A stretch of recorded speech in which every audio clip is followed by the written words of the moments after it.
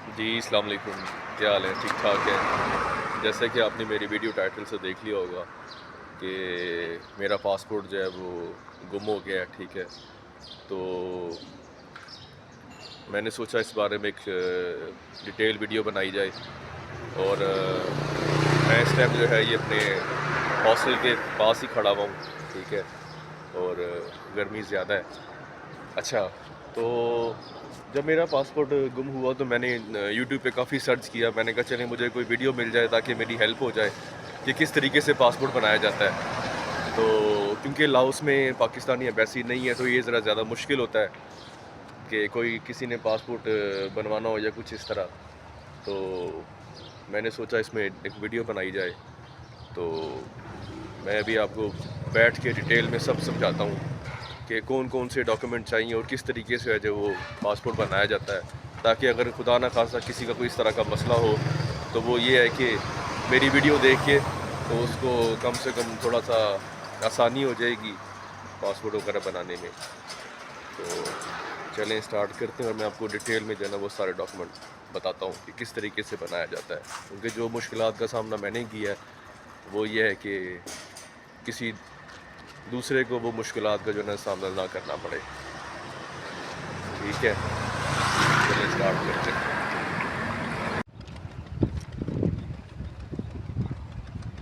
अच्छा जी, तो जब मेरा पासपोर्ट गुमा है तो मैंने सबसे पहले एम्बेसी में कॉन्टेक्ट किया है। तो चूँकि लाओस में पाकिस्तानी एम्बेसी नहीं है तो मैंने फिर वियतनाम में जो है उनकी पाकिस्तानी एम्बेसी में कॉन्टेक्ट किया। मैंने उनको ईमेल की और मैंने उनको अपना मसला बताया कि मेरा पासपोर्ट जो है वो गुम गया है। तो मैं यहाँ पे ट्रैवल विज़िट के लिए आया था तो पासपोर्ट मेरा गुम गया, तो मैंने अब पाकिस्तान विज़िट ट्रैवल करना है वापस। तो मुझे जो है कुछ डॉक्यूमेंट्स दिए जाएं तो ताकि मैं पाकिस्तान ट्रैवल कर सकूं। तो उन्होंने 4 से 5 दिन तक मेरी ईमेल का कोई जवाब नहीं दिया। मैंने 5 दिन बाद दोबारा एम्बेसी में उनके जो टेलीफ़ोन था, मैंने उनके नंबर पे मैंने कॉल की है और उनको मैंने बताया कि मैंने आपको ईमेल की है 5 दिन पहले, तो आप काइंडली मेरी ईमेल का जवाब दें, मेरा ये मसला है। तो उन्होंने फिर कहा कि हम आपको कुछ डॉक्यूमेंट सेंड करते हैं, तो वो डॉक्यूमेंट आप हमें फ़िल करके दोबारा सेंड करें और साथ आप जो है लोकल पुलिस स्टेशन से हमें एक पासपोर्ट लॉस की रिपोर्ट दें, ठीक है।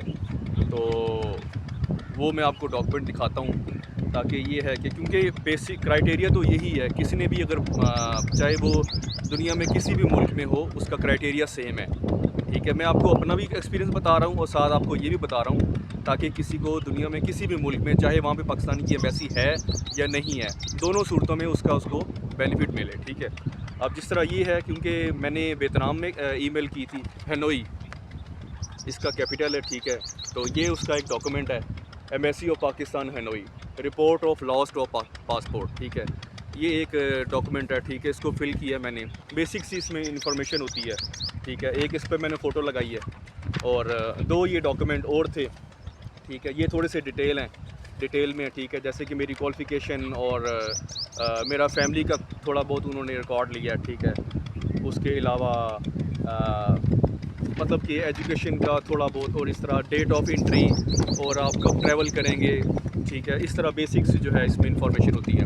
अच्छा, ये 3 पेपर होते हैं, इनको फिल करके तो चूँकि बैसी नहीं थी वहाँ पे, तो फिर मैंने ये उनको व्हाट्सएप कर दिया, ठीक है।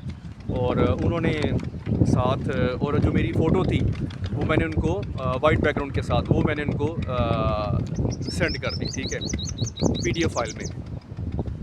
और साथ में उन्होंने मुझसे लिए $90, $90 उन्होंने मुझसे फ़ीस ली है, जिसमें कि जो एम्बेसी की फ़ीस है वो तो $15 एम्बेसी की फ़ीस है। और उसके बाद कोई $14-15 उसमें 3 फ़ोटोज़ उन्होंने कहा था चाहिए होंगी, 3 या 4 फ़ोटोज़ होंगी। वो $15 की तकरीबन फ़ोटोज़ हो गई, ठीक है, जो उन्होंने प्रिंट करवानी थी, क्योंकि मैंने उनको पीडीएफ फाइल सेंड की हुई थी। तो $30 ये हो गए और जो बाकी हैं पैसे, जो बाकी डॉलर्स बचे हैं, वो उन्होंने, क्योंकि उन्होंने मुझे कोरियर करना था और तो ओरिजिनल डॉक्यूमेंट जो थे वो उन्होंने मुझे कोरियर करने थे। तो जो उन्होंने मुझे ट्रैवल डॉक्यूमेंट, उसको ईटीडी बोलते हैं, एमरजेंसी ट्रैवल डॉक्यूमेंट बोलते हैं, जो एम्बेसी से हमें मिलता है।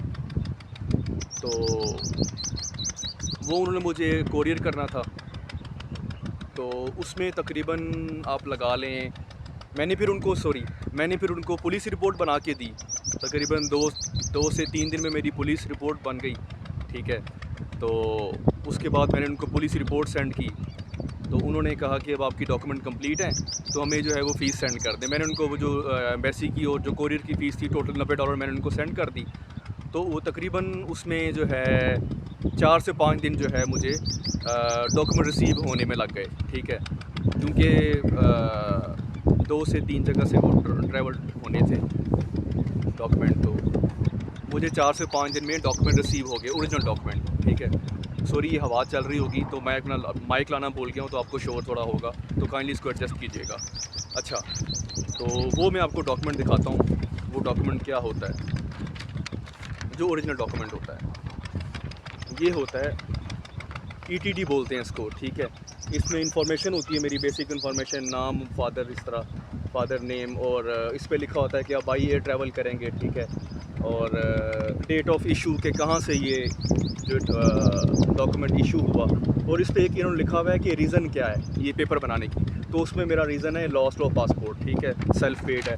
उसके बाद ये मेरी पीछे फ़ोटो लगी हुई है, और उसके बाद ये जो है इस पर कुछ बेसिक इंफॉर्मेशन है, कलर का है, आई कलर, और इस तरह बेसिक्स इंफॉर्मेशन है। ये एम्बेसी की स्टैंप लगी हुई है, ठीक है। और ये इस पर लिखा हुआ है कि ये डॉक्यूमेंट कितनी देर के लिए वैलिड है, ठीक है। तकरीबन ये डॉक्यूमेंट जो है वो तकरीबन 1 महीने के लिए डॉक्यूमेंट वैलिड होता है, ठीक है। आप इस पर ट्रैवल कर सकते हैं, ठीक है। ETD बोलते हैं इसको, ठीक है।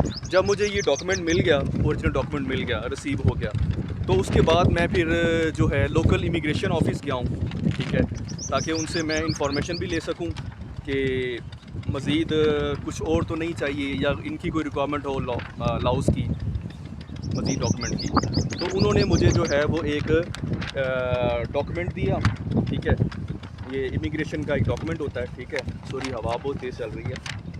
ये लाओस इमिग्रेशन का एक डॉक्यूमेंट होता है क्लियरेंस का, कि हाँ जी ये बंदा इस तारीख को यहाँ पे आया है और ये बिल्कुल क्लियर है, ये यहाँ पे इलीगल नहीं था, ठीक है, ओवरस्टे नहीं था यहाँ पे। तो ये एक डॉक्यूमेंट मिलता है, ठीक है, लाओस की तरफ से। तो या अगर आप जिस मुल्क में होंगे उसका मैं कुछ कह नहीं सकता, मैं अपना एक्सपीरियंस बता रहा हूँ कि यहाँ का। तो ये इमिग्रेशन का एक डॉक्यूमेंट मिला, ओरिजिनल डॉक्यूमेंट है ये, ठीक है। बेसिक्स इंफॉर्मेशन होती है, पासपोर्ट नंबर और नाम वगैरह, ठीक है, और किस डेट को मैं यहाँ पे आया, इस तरह बेसिक होती है। ये डॉक्यूमेंट भी तकरीबन 1 महीने के लिए वैलिड होता है, ठीक है। आप इसको 1 महीना यूज़ कर सकते हैं। तो ये फिर ओरिजिनल डॉक्यूमेंट जो है मुझे मिल गया, ठीक है। इसके बाद फिर मैंने टिकट बुक की अपनी, तो उसके बाद फिर जो है मैंने अपना ट्रैवल कर लिया। तो इस वीडियो में बताने का मकसद ये है कि जब किसी का कोई पासपोर्ट का मसला हो तो घबराने की या परेशानी की ज़रूरत नहीं है। मुझे तो उस वक्ती तौर पर बड़ी परेशानी हुई थी, क्योंकि मैंने तो काफ़ी सर्च किया यूट्यूब पे, मुझे कोई वीडियो मिली नहीं। तो फिर ये है कि मैंने स्टेप बाय स्टेप, यहाँ पे कुछ पाकिस्तानी दोस्त हैं जो यहाँ पे बिज़नेस कर रहे हैं, उनका रेस्टोरेंट है यहाँ पे, उनसे कुछ थोड़ी सी इन्फॉर्मेशन ली जितना उनको पता था। उसके बाद ये है कि स्टेप बाय स्टेप कोशिश करता। थोड़ी सी मुश्किलात तो आई हैं, लेकिन ये कि स्टेप बाय स्टेप कोशिश करता रहे इंसान, तो ये कि मसले हल होते रहते हैं, ठीक है। तो बाकी ये कि एम्बेसी के लोग बहुत अच्छे थे, वियतनाम एम्बेसी में लोग अच्छे हैं। वहाँ पे अनवर साहब हैं, उन्होंने बड़ा ताउन किया, तो उन्होंने बहुत ताउन किया, ठीक है। अनवर खान साहब उनका नाम है। तो अच्छे लोग थे एम्बेसी के। शुरू में थोड़ी सी प्रॉब्लम हुई थी, लेकिन ये कि बाद में मसला हल हो गया, ठीक है। उन्होंने बड़ा फैसिलिटी दी, ठीक है, काफ़ी हेल्प की उन्होंने। तो इस तरीके से है कि किसी का कोई मसला हो तो इस तरीके से जो है कर लिया करें, ठीक है। बाकी ये कि मेरी इस वीडियो को लाइक शेयर करें, ठीक है, और आगे भी लोगों के साथ शेयर करें कि खुदा न खास्ता इन कंट्रीज़ में जहाँ पे पाकिस्तान की एम्बेसी है या नहीं है, एम्बेसी पूरी दुनिया में जहाँ पे भी पाकिस्तानी रहते हैं, ठीक है, उनको किसी किस्म का मसला हो तो मेरी इस वीडियो के ज़रिए उनको थोड़ी हेल्प मिल सकती है, ठीक है जी। तो बाकी मिलते हैं इंशाल्लाह आपको नेक्स्ट व्लॉग में। तो जब मैं ट्रैवल करूँगा तो फिर आपको एक्सपीरियंस शेयर करेंगे कि मैंने विदाउट पासपोर्ट कैसे ट्रैवल किया ETT पर, और मुझे किन मुश्किलात का सामना हुआ या नहीं सामना हुआ। ठीक है, तो वो भी आपके लिए बड़ी इंफॉर्मेटिव वीडियो होगी। ठीक है, तो अभी के लिए इजाज़त चाहते हैं, मिलते हैं आपको नेक्स्ट व्लॉग में। ठीक है जी, ओके जी, शुक्रिया, अल्लाह हाफ़िज़, बाय बाय।